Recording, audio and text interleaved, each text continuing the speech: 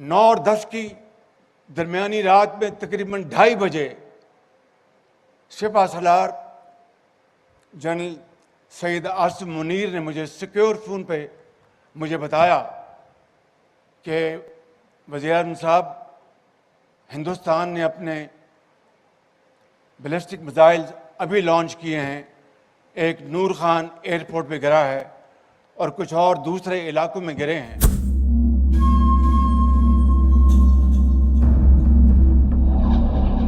Noor Khan Air Base, Pakistan's oldest, most prestigious air facility, was burning.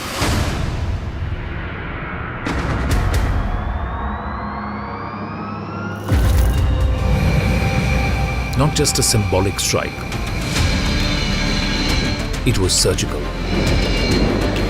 and devastating. India had done what was unthinkable.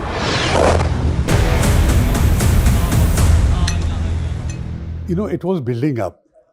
After the atrocity on 22nd April in Pahalgam, I think like everybody else, I was also sure that there will be an Indian reaction. But the symbolic nature of hitting Noor Khan, and the second was Sargodha, while others are tactical operational bases, but these two are strategic bases, right?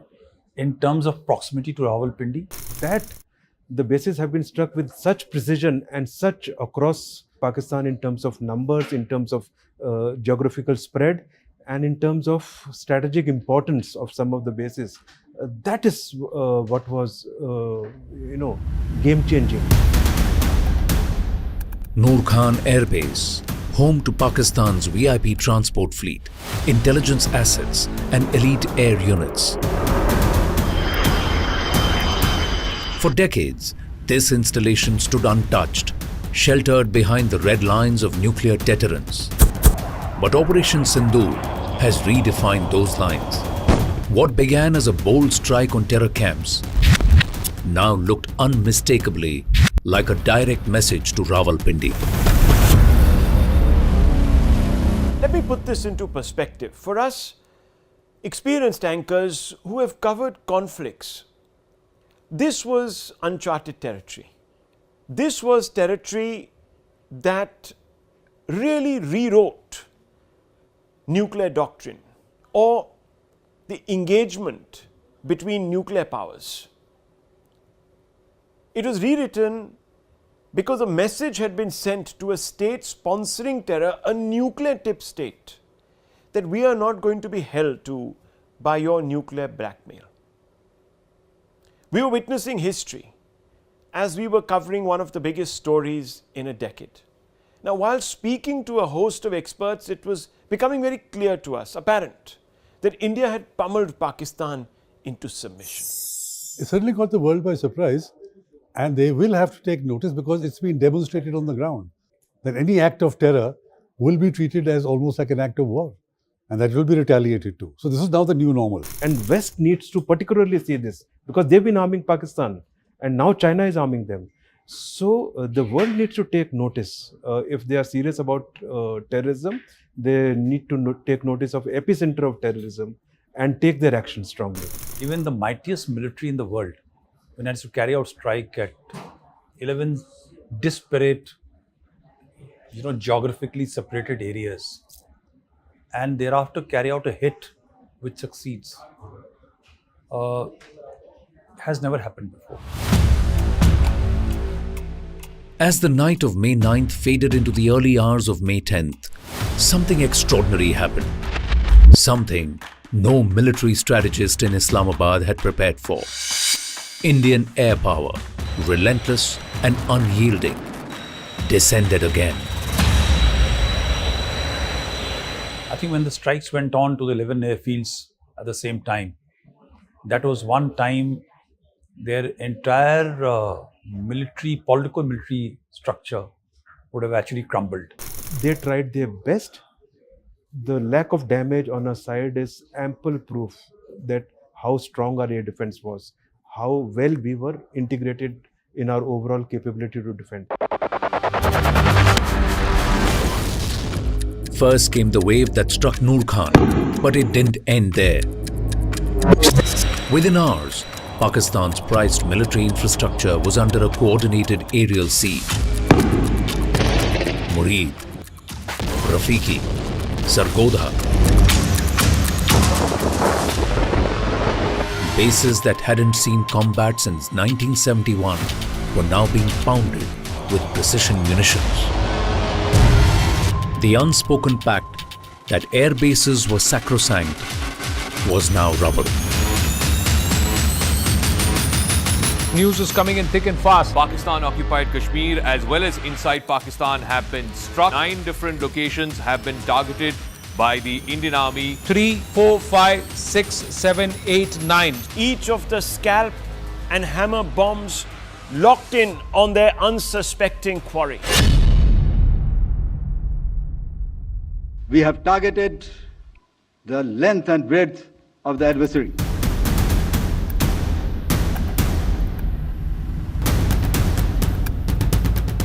We will not submit to nuclear blackmail anymore, and that we will not make a distinction between terrorists and their sponsors. So if there's a terrorist attack, we will treat it as coming from the Pakistan government and the Pakistani state authorities. So these are all new doctrinal elements, the Indian policy, which the world has to get up and take notice and accept, because we have demonstrated it on the ground. In terms of what it did to the doctrine, I think firstly it is a very restrained action on our part. Okay, it wasn't, if we were building for a convention conflict, what we did on 10th morning, we would have done on 8th. In Islamabad, the mood turned from concern to dread. Prime Minister Sharif, bleary-eyed, entered a national security briefing at 4 a.m. Reports kept pouring in, one after the other. Pak bases pounded. A dozen sites targeted with clinical coordination.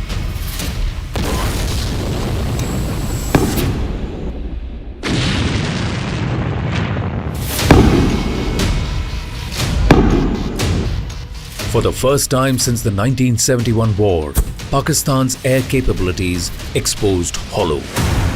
The army chief admitted what the intelligence couldn't hide.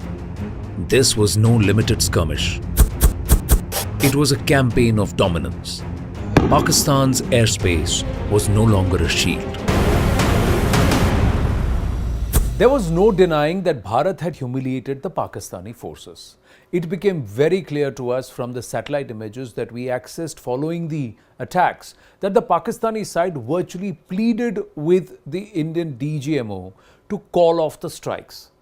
General Asim Munir's gambit had failed. Now, had he got the option of going back in time and stop one of the most dastardly attacks on Indian soil, perhaps he would have. So while they have been trying for 4 years to do something, but this one misstep or maybe an attempt to overreach has cost them a certain degree of, has backfired on them. But the moment it's backfired, where have they gone? They went running to Uncle Sam. And though this is as clear a signal as ever, that if you indulge in something like this, next time around the consequences will be even more devastating. So they need to pull back from the brink. I don't think so they will. May 7, 1 a.m. Operation Sindoor begins. Indian jets pierce the LOC, evading radar, navigating valleys and hostile airspace. 9 terror hubs deep inside Pakistan. Bahawalpur, Murid, Muzaffarabad, Bhimbar, Gulpur, Sialkot, Chakamru, Kotli and Bagh are surgically targeted. The objective is to dismantle the infrastructure of cross-border terrorism with ruthless precision. So for 2 weeks after the Pahalgam attacks, we were kind of anticipating this moment. We had fielded contingency teams. These were our first responders who were going to respond to the breaking news in case something happened overnight. But what followed was unimaginable. I mean, for all the talk about the proof that opposition was asking for after the Balakot strikes, for example, This particular attack left absolutely no room of doubt. Within minutes, and I still clearly, vividly remember this, the first visuals that we got of that stunning strike was from Bahawalpur, which was the headquarters of the Jaish-e-Mohammed. It sort of broke the back of this terror group. Those, to my mind, were really the defining images of that night. In less than 40 minutes, multiple terror launch pads lie in ruin. But this wasn't merely retribution for the Pahalgam terror attack. It was a calculated shift in India's rules of engagement. This wasn't Jabbar Top Balakot. This was broader, bolder, bloodier. Till their drones came, started attacking, till their loitering munitions started attacking, initially a very restrained reaction was given in terms of just attacking their radars close to the border. When on the second night more attacks were undertaken, then some more air defense radars were attacked. It is only when our airfields were stuck. So look at the kind of restraint that was exercised. What people don't understand is the escalation control. Something impossible to achieve. This escalation control which the political military establishment of our country has been able to achieve is something even I am surprised, having war gamed this so many times. India's strategic and military resolve is boldly declared to the world. Operation Sindoor gets a new dimension with its press briefing. Colonel Sophia Qureshi, Wing Commander Vyomika Singh are chosen by India to tell the world, India strikes the heart of Pak-backed terror. The proof is there for the world to see. Operation Sindoor 22 अप्रैल को पहलगाम में हुए विभत्स आतंकवादी हमले के शिकार मासूम नागरिकों व उनके परिवारों को न्याय देने के लिए लॉन्च किया गया था। इस कार्रवाई में 9 टेररिस्ट कैंप्स को टारगेट किया गया और पूरी तरह से इसे बर्बाद किया गया। 22nd April 2025, Pahalgam, a place known for its natural beauty,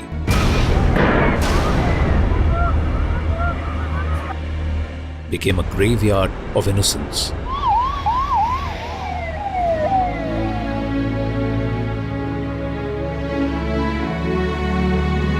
"26 Indians were killed in cold blood. They were targeted not just for being Indian, but for their faith. It wasn't an attack.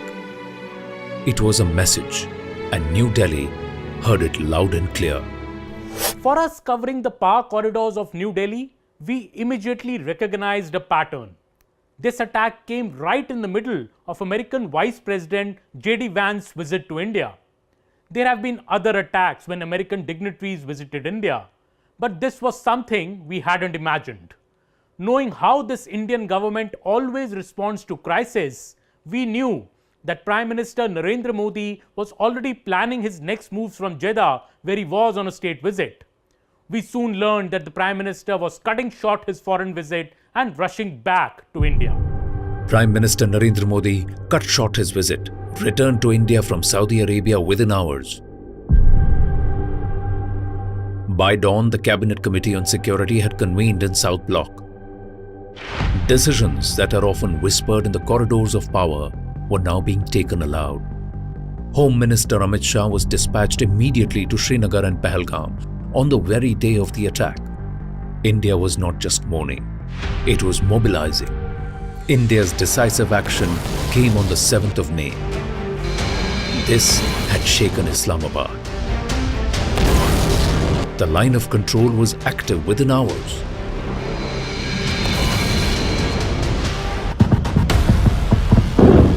One such house in Uri where you can see the window has come out, the glass panels are shattered.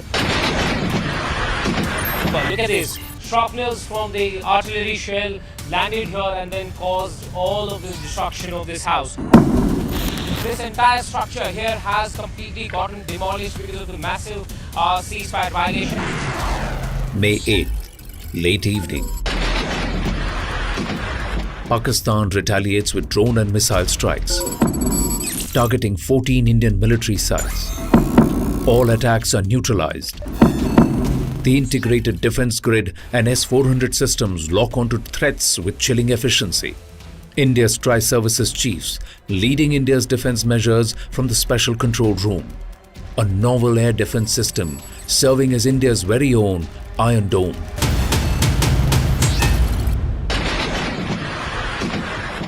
We were mentally prepared to report from the war zone, and whatever we saw was unprecedented.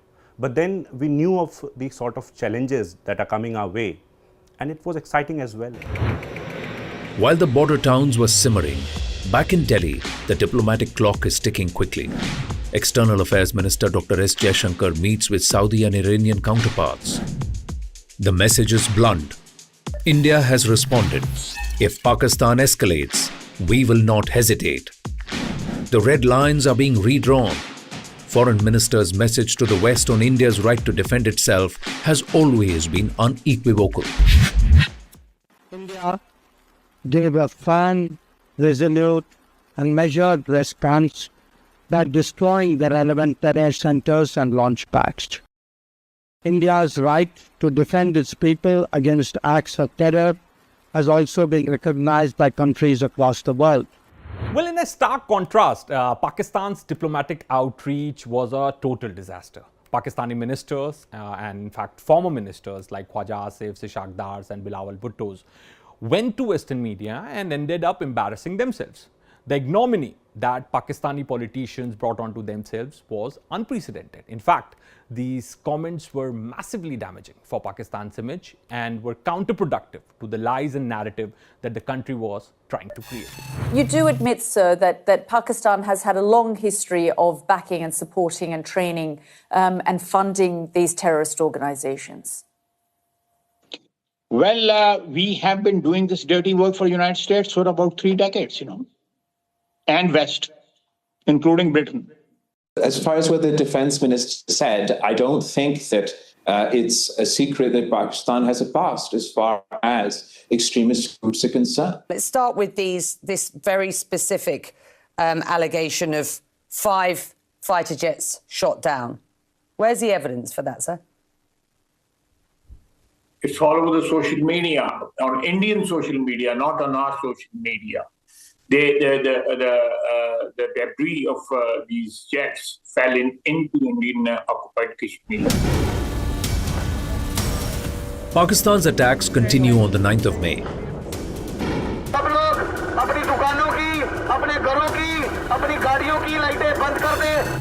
300 to 400 drones launched from Pakistan from Leh in the north to Sir Creek in the south. India's air defense systems lit up the skies.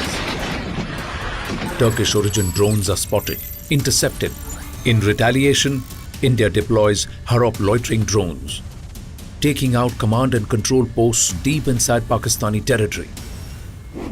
At this point, we were prepared for the long road ahead in terms of coverage. On hindsight, we were prepared for it lasting much longer than 88 hours. Modern Bharat hadn't seen such a warfare being broadcast on live television.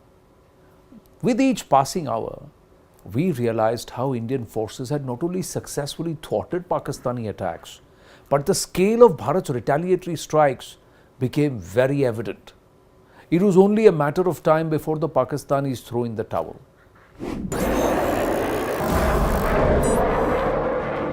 It is only after that strike that our hit has taken, our offensive action in terms of striking 9 of their targets right across. Including Sargodha, including Chaklala, including Jakovabad, Bulari, all important targets. Not only targeting their air defense centers, but also targeting their high-value assets on ground, targeting the AWC hangar, targeting their F-16 shelters, targeting their launch capability in terms of runways. 10th of May, 3 a.m. The gloves are truly off. Indian jets strike more Pakistani bases in Murid, Rafiqi, Sargodha. Rawalpindi finds itself cornered. For the first time in decades, key Pakistani air assets are under threat, and panic spreads within Pak Army establishment. Breaking news, India has now struck Pakistan in Operation Sindoor. Each of the scalp and hammer bombs locked in on their unsuspecting quarry. Within seconds of the strike, Markaz Subhanallah, Bahawalpur, JEM, that's named number 1 and starred. So these are the stars.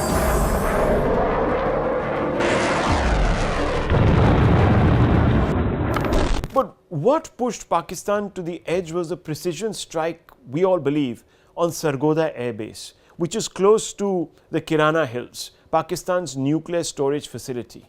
And that sent a message of intent to the Pakistanis that today we are struck here, tomorrow we might even strike your nuclear assets. Again, the Pak misinformation machinery jumped into action, spreading fear of a nuclear radiation leak, and all the fears were soon laid to rest. But this was a pivotal moment of the operation that broke really the back of Pakistan's obduracy, its resistance.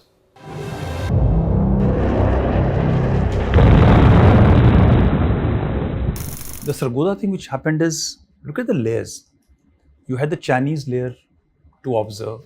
You had all the private satellites, imageries, number of international systems giving feed to the enemy. You had, I think, the assets which were somewhere in Sargodha had certain degree of American assets also to forewarn. First phone call between India and Pakistan, the DGMOs are talking. Now, just break this down for us. DGMOs talking, what does this mean?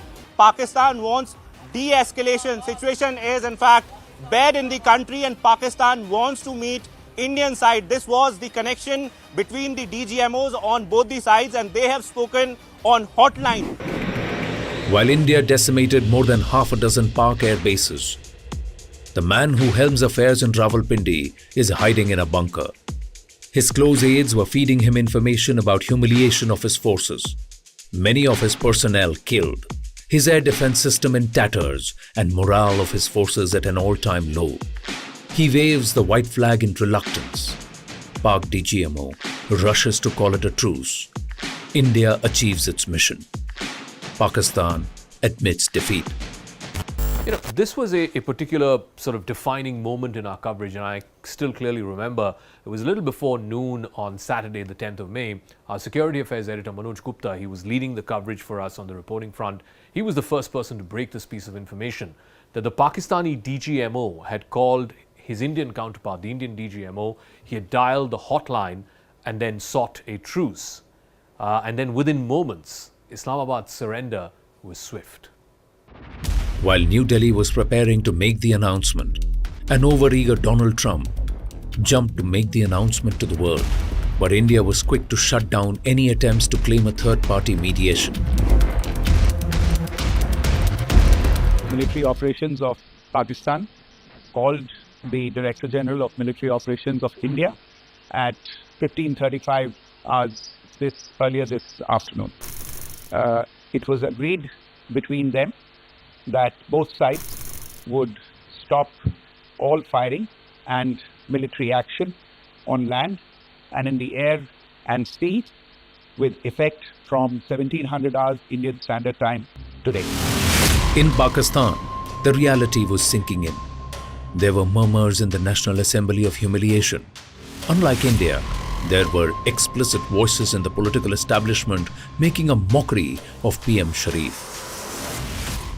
अगर शेरों का लश्कर उसका सरदार गीदड़ हो तो वो नहीं लड़ सकते, वो जंगे हार लेते हैं। वजीर आजम, जब आपका लीडर बुज़दिल हो, वो मोदी का नाम ना ले सके, उसको आप क्या पैगाम दे रहे बॉर्डर पे लड़ने वाले उस जवान को? हमारी कमी है, हम मजबूर हैं, हम गुनाहगार हैं, लेकिन रब्बे काबा हम तेरे हबीब की उम्मती है, खुदा का वास्ता हमसे रहम का मौला फरमा। This is largely an air battle, if you can call it that. So if they think they have done well, then the person who should have been promoted is the Chief of the Air Staff. He should have been promoted as Marshal of the Air Force. What did Asim Munir do? He presided over a defeat. And then being appointed as Field Marshal was basically to cover the loss, the decisive military loss that Pakistan suffered, is to cover up for the domestic audience. Operation Sindoor, clearly exposing Pakistan's misinformation. India relies on satellite images and recovery of ammunition. General Munir's colleagues clutch at straws. Global experts clearly calling it a victory for India. Bharat माता की Operation Sindoor was partly successful in regards of destroying the terror infrastructure, but highly successful in regards of significantly weakening Pakistan to the degree where it became unable to defend itself from conventional strikes of the Indian armed forces, and had no ability to strike back upon India, and had no other option but to sue for ceasefire. The main takeaway from the operation has been Bharat's commitment to advancing homegrown defense innovation. Akash Tir, Bharat's indigenously developed air defense system, stands as a symbol of self-reliance and exceptional aerial security.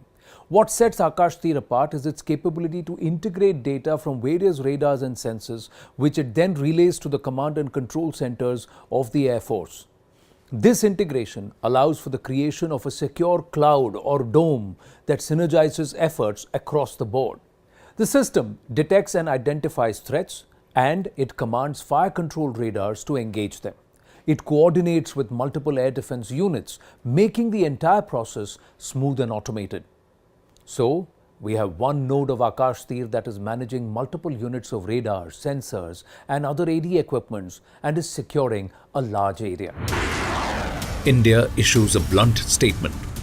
The era of restraint is over. Civilians were attacked, religious sites were hit, drone warfare was weaponized. India declares new norm in its military retaliatory action. Operation Sindoor ने आतंक के खिलाफ लड़ाई में एक नई लकीर खींच दी है, एक नया पैमाना, न्यू नॉर्मल तय कर दिया है। पहला, भारत पर आतंकी हमला हुआ तो मुंह तोड़ जवाब दिया जाएगा। दूसरा, कोई भी न्यूक्लियर ब्लैकमेल भारत नहीं सहेगा। तीसरा, हम आतंक की सरपरस्त सरकार और आतंक के आकाओं को अलग अलग नहीं देखेंगे। Operation Sindoor right now is just being paused. But its action lasted 88 hours. Its consequences will ripple for decades. India has changed the equation. Precision strikes, rapid escalation, firm diplomacy. Pakistan's deniability has been shattered, and the region has entered a new chapter where terror will no longer go unanswered, and the cost of provocation will be paid more than in kind. आज देश निराशा के अंधकार से निकलकर विश्वास के उजाले में तिरंगा फहरा रहा है। 22 तारीख के हमले के जवाब में हमने 22 मिनट में आतंकियों के 9 सबसे बड़े ठिकाने तबाह कर दिए। दुनिया ने और देश के दुश्मनों ने भी देख लिया, जब सिंदूर बारूद बन जाता है तो नतीजा क्या होता है।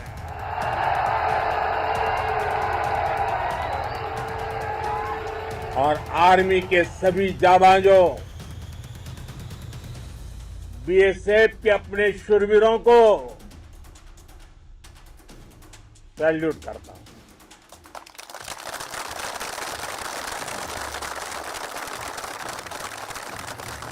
आपके पराक्रम की वजह से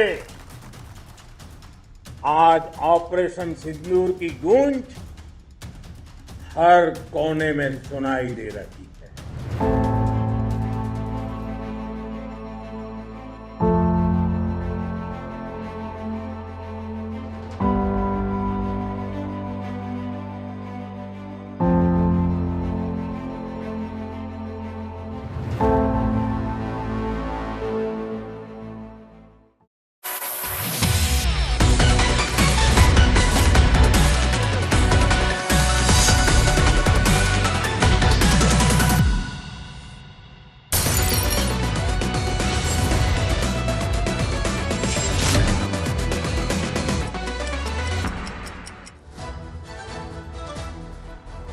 ನಮಸ್ಕಾರ, ಇದು 12 ಗಂಟೆ ನ್ಯೂಸ್. ನಾನು ಪೃಥ್ವಿರಾಜ್ ಹಾರನಹಳ್ಳಿ. ಸಾಕಷ್ಟು ಪ್ರಮುಖ ಸುದ್ದಿಗಳಿದ್ದಾವೆ, ಅವೆಲ್ಲವನ್ನು ಕೂಡ ಒಂದೊಂದಾಗಿ ನಿಮ್ಮ ಮುಂದೆ ಇಡ್ತಾ ಹೋಗ್ತೀನಿ. ಆದರೆ ಅದಕ್ಕೂ ಮುಂಚೆ ಈ ಕ್ಷಣದ ಹೆಡ್ಲೈನ್ಸ್ ನೋಡ್ಕೊಳ್ಳೋಣ.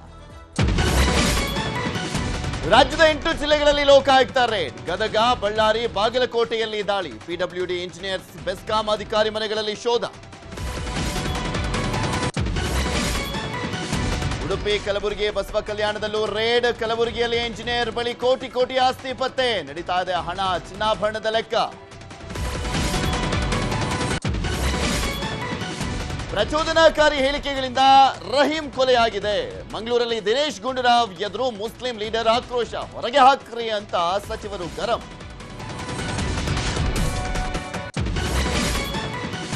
ಮಂಗಳೂರಲ್ಲಿ ಮನೆ ಮೇಲೆ ಗುಡ್ಡ ಕುಸಿತ. ಕೆಲವೇ ಕ್ಷಣಗಳಲ್ಲಿ ಪೋಸ್ಟ್ ಮಾರ್ಟಂ ಮುಕ್ತಾಯ. ಅಜ್ಜಿ